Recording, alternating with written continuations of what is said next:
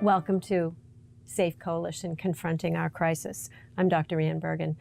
I'm joined here today with Jim Derrick, who is the creator of this series of programs and also president of the Safe Coalition. The coalition, of course, we know by now, provides support for individuals and families in dealing with this really by now epidemic of substance use disorder, with a focus on education, treatment, prevention, but especially the idea of reducing the stigma that's associated with this disease and really understanding the true nature of the disease, that it really isn't a moral failing. And it's really important that that message gets out, and that's Jim has been really instrumental in doing that. But we're also grateful through this series of programs. We have an opportunity to bring people in who are courageous enough to share their stories with us. And it isn't just people who are suffering from this disease or their families, but it's all of us who, when listen to the stories, can learn things, because they're sort of universal themes about fear and love and courage that we all can be inspired by. And we have one such guest with us today that I'm going to turn it over and let Jim go from here. We sure do. We sure do. We are very, very fortunate today to have Mike Zito in our studio. Mike, Jim, thank you so much for coming. And folks may remember, Mike, we had a Faces of Recovery event at the Black Box last year. Mike was generous enough to give not only his time, but the time of his band. We had a fabulous day, Mike. It was a great event. Yeah, really, really great event. And the genesis of that event, for folks that didn't hear the story last year, was that I have been a Mike Zito fan personally for many, many years. I followed him both through blues festivals, whenever he's on tour, through YouTube, and I never met him prior to just a couple of years ago. But I did find myself with a family member suffering from substance use disorder, and I didn't know where to turn. I was really at my rock bottom, and I messaged Mike on Facebook. He'd never met me before. He was in Oslo touring, and he was kind enough to write me back a very, very heartfelt message, and that set in motion for me an understanding that I would come to later on, that part of recovery is being in service of others, to service of others. Absolutely. And that's what Mike was doing for me. And I was very, very, and am very, very grateful for that, Mike. And I can't tell you how much I appreciate what you did for us last year for the Safe Coalition. People are still talking about it. Well, I still talk about it as well. It was a highlight of the year for sure. Yeah. Anytime we can combine recovery and blues, then I'm like right in my element. Beautiful, beautiful, beautiful. Mike, can you tell us a little bit about your recovery story? Sure. I grew up in St. Louis, Missouri, and to very good parents. No one was abusive or was horrible to me at all, and I had everything going for me. We were not rich, but we were not dirt poor or anything. Just very average, middle class, working family. And an ironic side note is my father worked for Anheuser-Busch for almost 40 years in the brewery, and he did drink every day, but I don't think he was an alcoholic at all now, especially now that I really truly know what that means. That alcoholism is not just how much you drink. That's not it at all. It's how it affects you, But my point is that I had a great upbringing, and everyone was very good to me. So I didn't do any drinking or any drugs all through being a child at all. I didn't smoke pot in high school. I didn't get drunk at a football game. I didn't do anything like that. I played guitar. I was in the theater. I was a very happy kid, but I definitely had a lot of selfish and self-centeredness. Being the youngest, I realize that now. A lot of, I just thought that everything was going to be great for me and should come to me easily, and had a lot of, what's the word I'm looking for? My expectations were set very high for the world, and the way they should treat me. So I didn't get drunk till I was 21 years old. I never drank. I was 21 and someone bought me a bottle of booze, and I thought, well, that'd be fun, at the party, and I drank the whole bottle. which anybody that's young That's would what you do. do. That's Right, not yeah. that's not abnormal. And of course, it made me really sick, and I got drunk and threw up and felt horrible and was hungover the next day. But I remember thinking, wow, that was really fun. Like, I want to do that again. Like, even though I was it immediate? Yes, even though I was just really drunk and really sick and really awful. It was terrible. Like, I was got married very young. I was newly married. And I just remember thinking like that recklessness was like really fun because I'd never really behaved that way before. And at that time, I was playing music and trying to learn to play music and was playing in groups. I had been playing in groups and bars for some years then and never drank or like, I only went to go like try to play good. Like, Sure. Just wanted to do a good job, and I was trying to play my guitar. And then it just, but it was slow. It wasn't like the next day I drank again or anything, just the next time it became available, like someone like, hey, let's do this. I thought, yeah, sounds fun. But every time I did, it was like to the utmost, like oblivion. Immediate, like just like drink till I got sick. Mm-hmm.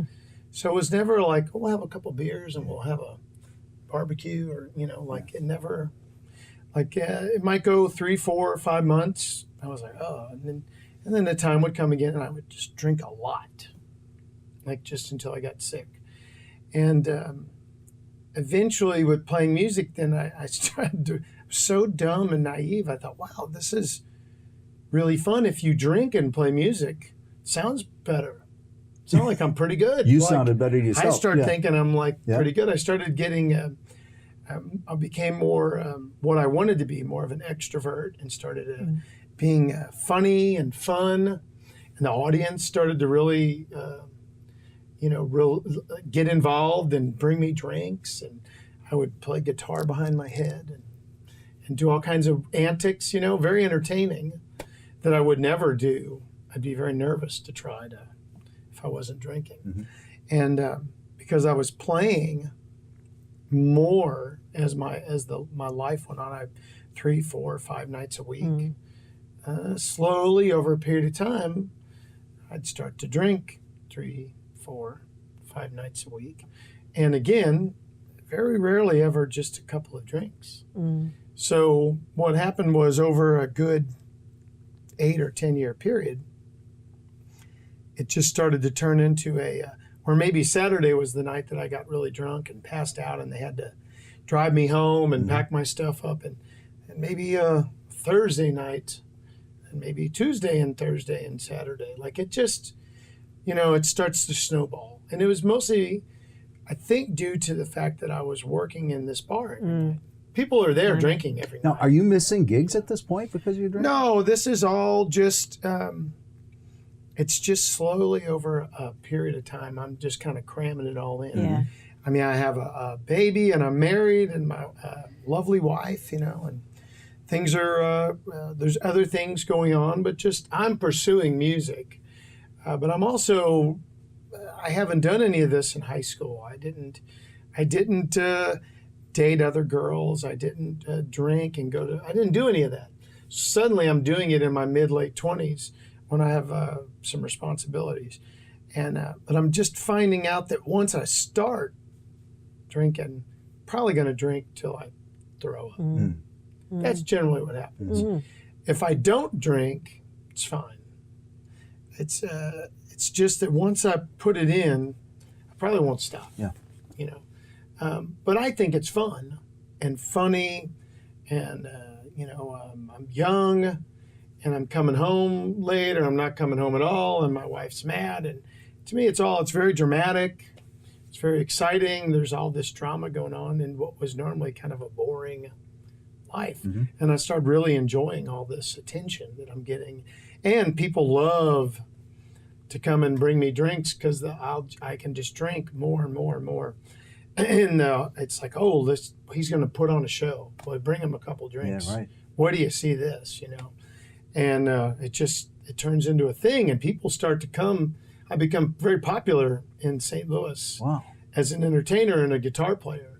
And for the guitar and for how crazy I'm going to be. I'm going to pull my pants down and walk around the bar Sure. almost naked with my guitar and act ridiculous. You know, it's people are really excited about.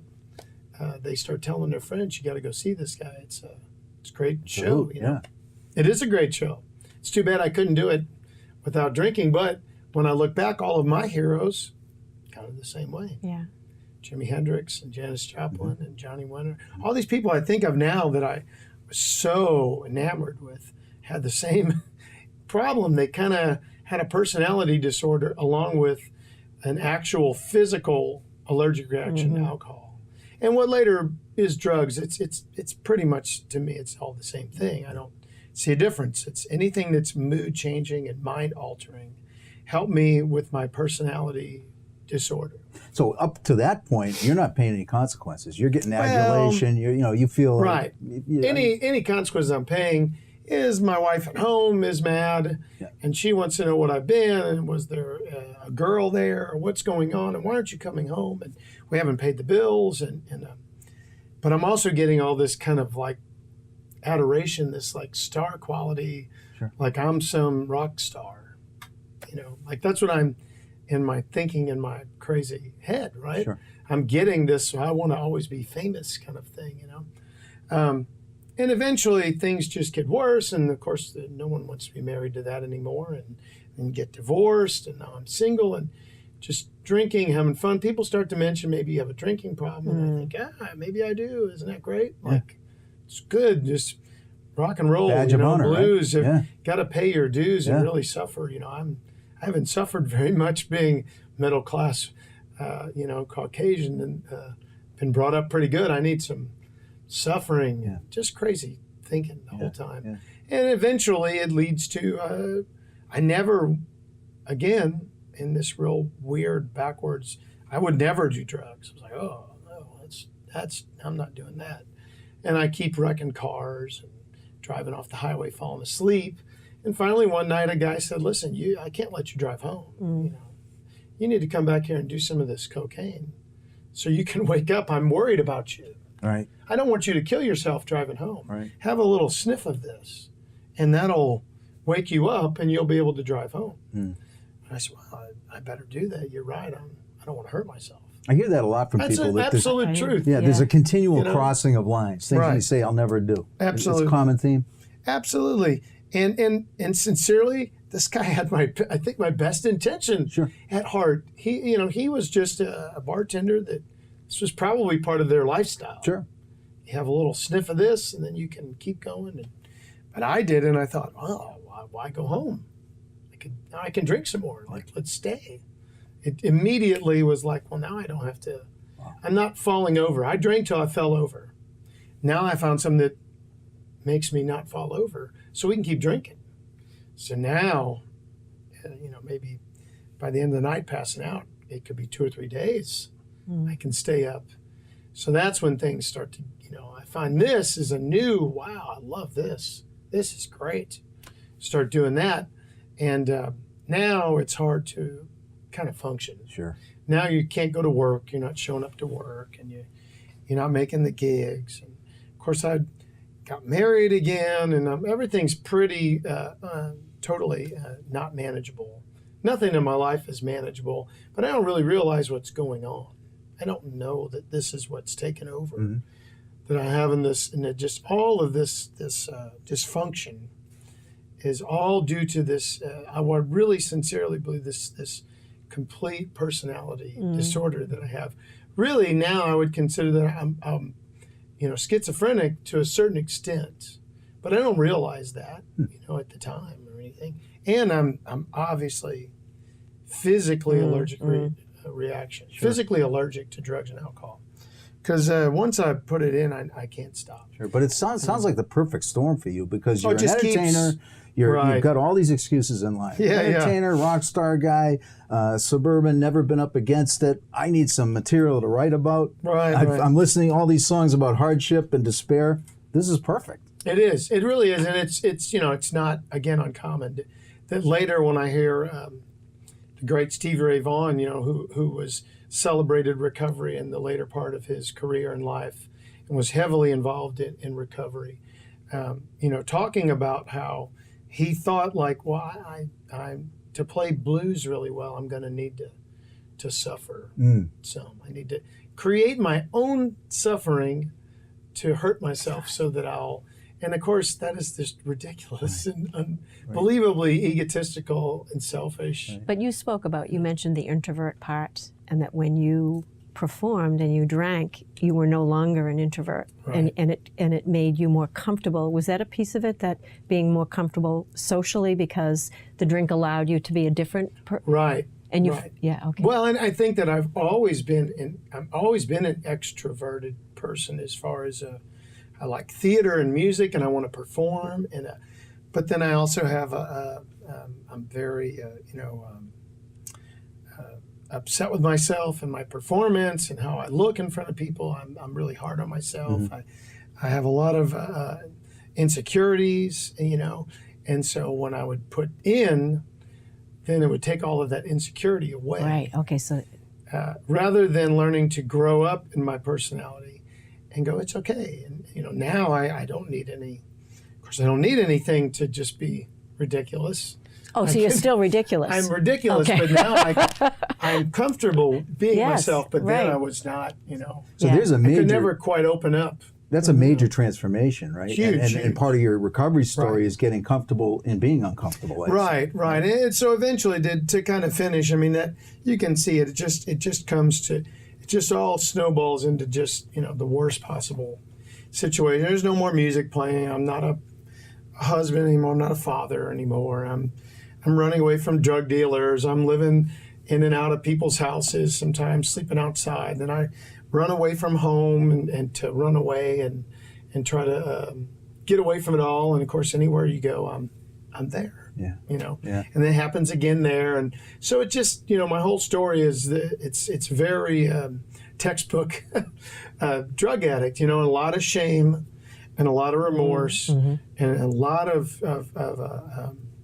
selfishness and self-centeredness. Like we talked about at the beginning there, that now the stigma, I don't even know today with as much information as we have about the disease of addiction, alcoholism, and mental illness, and then the recovery that's available for anyone, free. Right. There's all this recovery that I think even more so, people that don't have the disease are becoming more aware, and they're much more forgiving today. Yeah. But the alcoholic, is definitely not forgiving themselves because they're dealing with all of this shame and remorse, and so you want to hide. Mm-hmm. You want to hide in the shadows. You're very ashamed of what you're doing. You feel like worthless, that I've done, and that's all. It's all part of that personality disorder. That's all selfishness. Which feeds right into the cycle of continuing Exactly. to use. I feel terrible, so I'm going to continue to use. I feel terrible. Exactly. And one of the things that Mike has done, and I encourage everybody to take a look at his blog, A Bluesman in Recovery. I subscribe to that blog. It is fantastic. It really is. But Mike is extremely transparent about what's going on in his mind and his soul, what types of challenges Sometimes he has. to a fault. I don't think so. I think that what happens, Mike, is that people identify. It's authenticity. It's transparency. One of the things I love about the recovery community, and I am somewhat immersed, not somewhat, I am immersed in the recovery community. I am part of it as a parent going through codependency recovery, but I also am around a lot of people that are in long-term recovery from drugs and alcohol. And I find the transparency and the truth-telling and the honesty is really remarkable. It's an absolute part of the process of being in recovery, because of all of the lies, the lie that you live, the lie of acting like someone you're not, the lie of hiding what's wrong with you, the living in the disease of addiction and being active in it it's completely a lie. I mean, and that's where all of that shame and fear comes from. And so you don't tell anyone the truth. You don't ever share the truth. You're hiding constantly. You have all this. I remember just thinking, oh, my life, it's ruined. It's over. You can't fix this. Like it's done. Do you remember the moment when you made that decision, or was there an intervention, or how did it happen that when you finally said enough and that I've got to do something about this? And yeah, I do remember, Yeah. and it takes, everyone's different, and Right. for me it took several times to even when one of my dear friends always has told me that crazy doesn't know it's crazy, that's why it's crazy. It's a really blunt way of, so you don't realize that you have mental illness. That's what makes you mentally ill. So it took a lot of trying to come to the light to see what's going on. And I eventually ended up with a situation where I was told that I had to go to meetings by my girlfriend. Now I'm living in Texas. I've been on the run.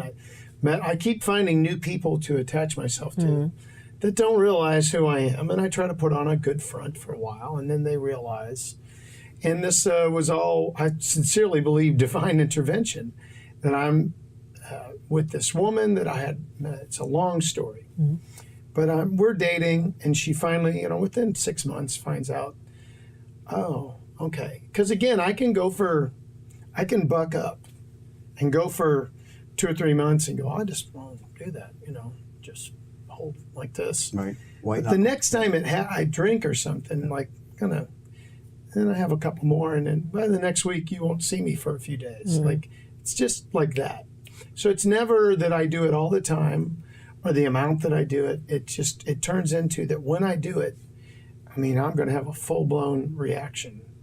And then the spree is going to begin. I have no idea when it's going to end. So she said, you have to go to these meetings. You can't stay here anymore. I had nowhere to go. I have no car. And I've been living outside, and I just thought, well, all right, I'll go to these meetings. Sure. But I'm not listening. And I'm definitely not going to do it. I'll just go. Yeah. So I go, and I get a book, and I don't know. I'm in Southeast Texas. I don't know anyone. I don't know who these people are. And I'm thinking, well, these are a bunch of sorry individuals. Religious zealots, yeah. Too bad for them, because I'm way better than these people. I'm not one of them. And I stayed there like a month, and I went maybe once a week or 4 or 5 times. I didn't really pay attention, just on purpose. I was not interested. And someone called, a musician I knew, and said they had some drugs, different type of drugs that I'd never really done much before. I thought, well, maybe I'll go do that drug. That sounds good. Maybe this is the one you can do, right? Really, how stupid I am. Yeah. I think, maybe it was the other drug. Yeah.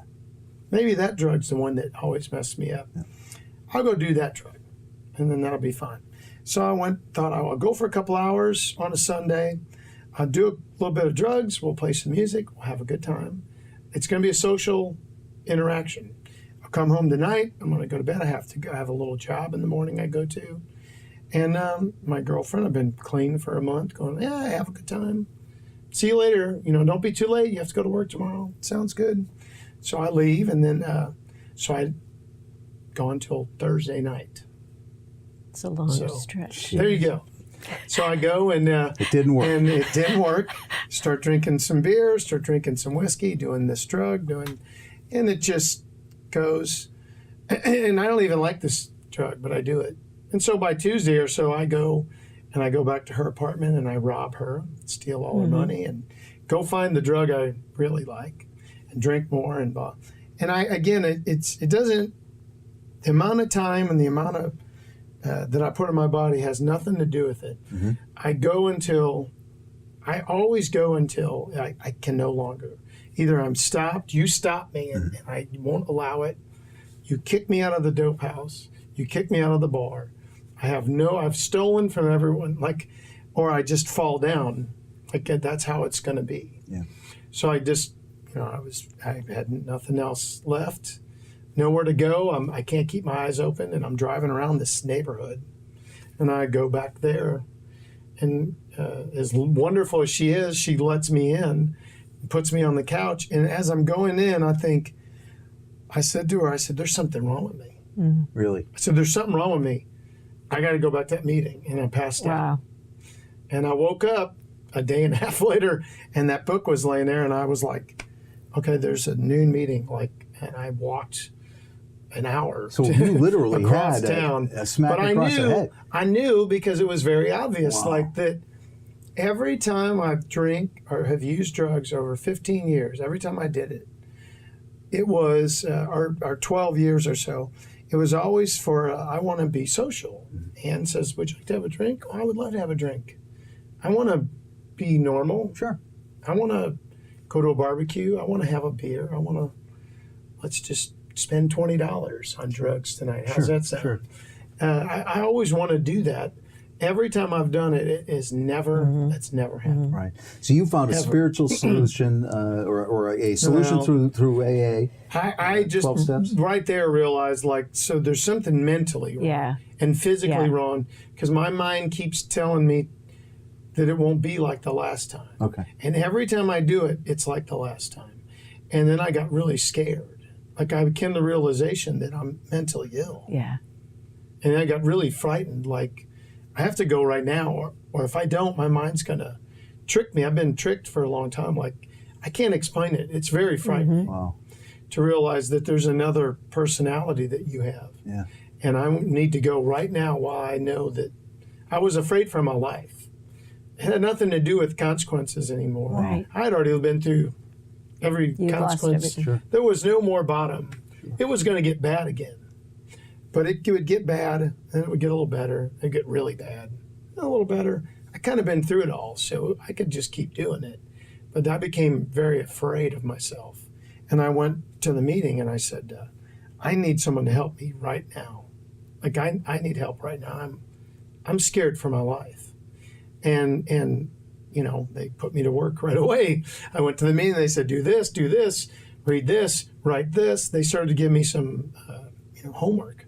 And I needed something. And I went to the meeting at noon and at 8 o'clock every day for probably 2 years Wow. straight, twice a day. And for a good 5 or 6 months, that's all I did. But I was so fortunate that there's this young woman that was really supportive and let me stay there. I didn't have any money to contribute. And of course, at the same time, I have 3 children that I've not seen. Yeah. In over a year. I haven't contributed anything financially to help them in any way. I've been a burden on everyone. But I just started doing this. Sure. And that story in my head that kept telling me that this is unfixable became pretty quickly like, this is probably fixable. I need to fix my mental illness. Like, I need to learn to deal with my mental illness. This physical alcohol and the physical reaction is never going to go away. That's just part of who I am. Yeah, that's static. I'm allergic to bananas, Yep. believe it or not. I knew that all my life, but I didn't keep telling myself to eat God, I them. almost offered you one on the way in. I didn't, there's something wrong with me. Yeah. And it was really the mental part, and it was a spiritual solution to my mental illness, to learn to wake up every day and go, okay, remember you have mental problems, like every day, to realize that, and then pray about it and learn to do these steps and the work, and slowly it all started to change over a period of time. But a lot of things got better very quickly just by not putting drugs and alcohol. Sure. But there was an element to a time when you had to forgive yourself, right? And it was compassion toward yourself because, like you said, the guilt and shame that comes when you've got 3 kids and you haven't been able. You had to live with all that, but you had to forgive yourself, right? And that goes over waves, years Yeah. of. But it initially, I remember being very relieved when it was explained to me that I probably have this disease. Yeah. And when I heard that, I said, "Oh, what do you mean?" And they said, "Well, you probably, it sounds like you have like a physical allergic reaction to drugs and alcohol. Mm-hmm. And you have a mental illness that continues to tell you don't have a physical allergic reaction. So your mind is condemning your body to death. Once I heard that and I started to realize that, it took a big weight off my shoulder. Yeah. Not that it excused any of my behavior. Right. I had to make amends on all of my behavior. But internally, I started to think, well, maybe I'm not a bad guy. Right. Right. Because for years I thought I was a bad guy. And of Right. course, people told me Now, I was a this, bad course they guy. this wonderful woman in Texas who welcomed you in and sheltered you for that time became your wife. She became my wife. And is still your wife. Absolutely. Oh, that's a great story. And It's I a great didn't ask her to. I didn't ask her to marry me until I got my 1-year chip, because they told me don't make any life-changing decisions in the first year. Sure. So I waited until the when we had our ceremony and we had a party and I got the chip, and then I invited her to come up to give her the chip, but I actually had a ring. Oh, that's fantastic. and That's they a all great- laughed and said, "Boy, you waited right down to the." Literally on the moment. Following the rules, like I really learned to follow the rules, and that is one of the biggest parts of dealing with mental illness, is to learn to have some guidelines and some rules and some to have things be a little more kind of fenced in. I'm not saying the right word, but Sure. to more develop structure. a structure. Yeah. But it was when the mental illness joined with a physical reaction to substances Right. that really could, because there weren't like you said when you were little, there weren't Right. signs of mental illness. Well, there probably was mental illness. I would think all the way back to being the experiences that happened to me with sexual abuse, things that happened in my neighborhood when I was really young that happened to me. There probably was okay. mental illness that took place, but not so much that was like psychotic or where anyone would know what's wrong with this kid. So it didn't evidence. I'm thinking from a point of view of an educator. It didn't evidence itself in school where we're trying to get this stuff early with kids. It probably did. My parents, and God bless them, I don't hold them responsible for anything. They were much older. Yeah. My dad was almost 50 years old when I was born. So he was born in 1922. I was born in 1970. So they were much older. So by the time I was they had already had kids. They were wore out. I've had my 50th birthday. I'm tired. And I don't think that it was a different time. That's right. And I don't think that they paid a lot of attention or realized anything. Yeah. Things that were going on and things that maybe were brought to their attention. And maybe my schoolwork, I never did very good in school, and I was always getting in trouble for acting out. But see, those are all warning. Those are the kind of Right. things we as educators Right. have to look for now. We know too much now, And right? exactly. I think this is all just through time that it was just, this kid's kind of difficult, Yeah. kind of a pain in the butt, and he's not behaving. Sure. And he always needs attention. Sure. All those warning I flags. They were certainly there. remember always talking to myself in my head as a kid. Yeah. All the time. Yeah. I just never put anything in. Right. Sure. But the behavior was always really Yep. strange. Yep. Well, I will tell you that in closing that Mike Zito has a soundtrack, and you've said this is an honor to hear, but it really has become a soundtrack for my life. His albums, he's got 16 with Make Blues Not War. Is that right? That sounds right. I hate to date you Isn't that so great? much, but Oh, I know. there's 16 pieces of work out there. I will tell you, they're all different. They cover a wide range of music, but there's also a lot of recovery music in there. Mike tells his story very intimately in some of his music, in a lot of his music. And one of the things that caught me about him when I saw him perform for the first time was authenticity. And I couldn't quite put my finger on it, but when somebody means it and when they're just up there Right. going along. One of the songs that I love, Mike, and I'm wondering if you honor us with today is One Step at a Time. Yeah, I'd be happy to. Which would be Certainly. wonderful. And I do appreciate that. Thank you. And I do want to let you know that we spend a lot of time talking about the disease, but recovery works. I mean, it absolutely works. I don't know what it takes for someone to get to the point to go, oh, there's something wrong with me. Because when people tell you there's something wrong with you, it just doesn't always work. If we had the answer to that, we would not have a problem. That's right. sure. That's But right. I can tell you that working the steps in the program, the recovery that I'm in, it's very common that anyone would know, really work. It has worked 110%. And I just did exactly what they told me to do.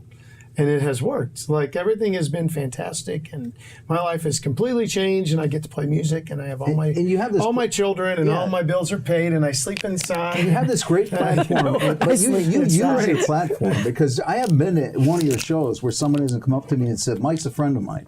And, Yeah. you know, there's the ultimate compliment, because you use your platform, you welcome people to come up and talk to you about Absolutely. recovery or just life in general. Again, that honesty or that transparency, and I am drawn to that in music as well. The music I like is really raw. But again, I think it really comes down to not living in the lie anymore. Sure. And hiding in fear and keeping secrets. Like, I can honestly tell you right now, I don't have a secret to any person on this planet. There's not anyone I'm keeping something from. What a liberating thought. It's how free do you want to be, you know? And to be that free is what I just want to sleep good at night, you know? Once again, folks, it's Mike Zito, Right. MikeZito.com. Please subscribe to his blog, A Bluesman in Recovery. Bluesman in Recovery. I should note that this is a song written by my friend Anders Osborne that we recorded together, that I asked him to write for me because we share a common bond. So.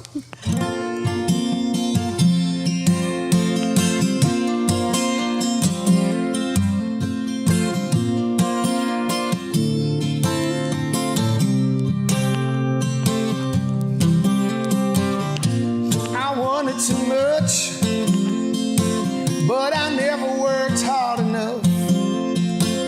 I was always blaming God for not being there. I thought I was the only one who never got anything done. I was hiding in anger and fear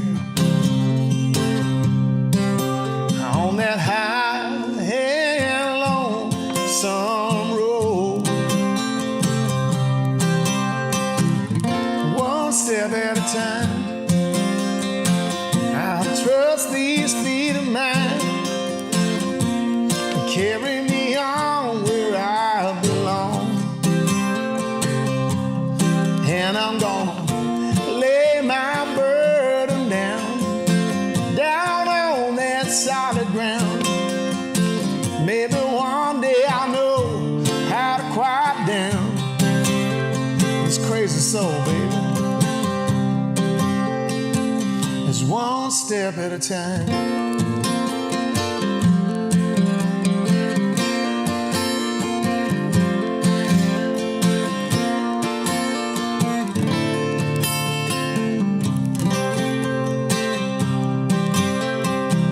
Yeah, I was living too long, breaking everyone's heart.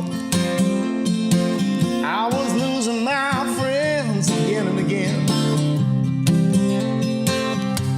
Yeah, but looking back, I wish I had known I didn't have to walk alone.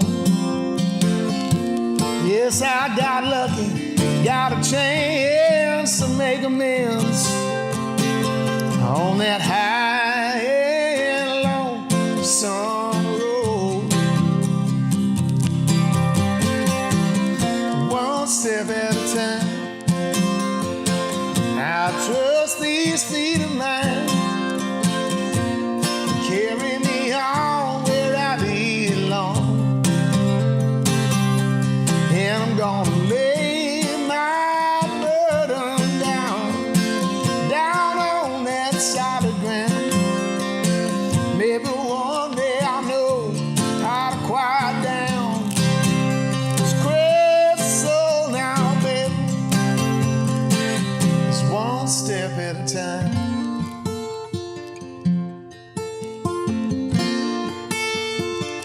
It's one step at a time.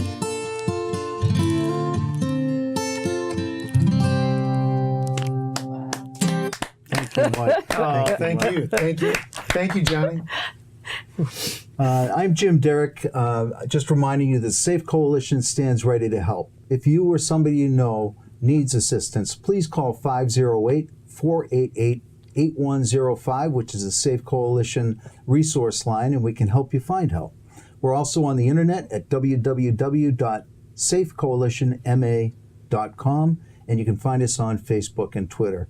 So again, for our special guest Mike Zito and Dr. Ann Bergen, I'm Jim Derrick saying thanks for watching.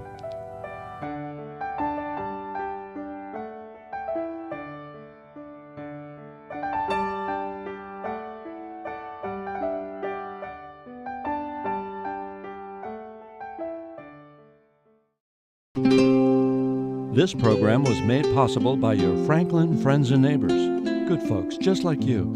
Thanks for supporting Franklin TV. And thanks for watching.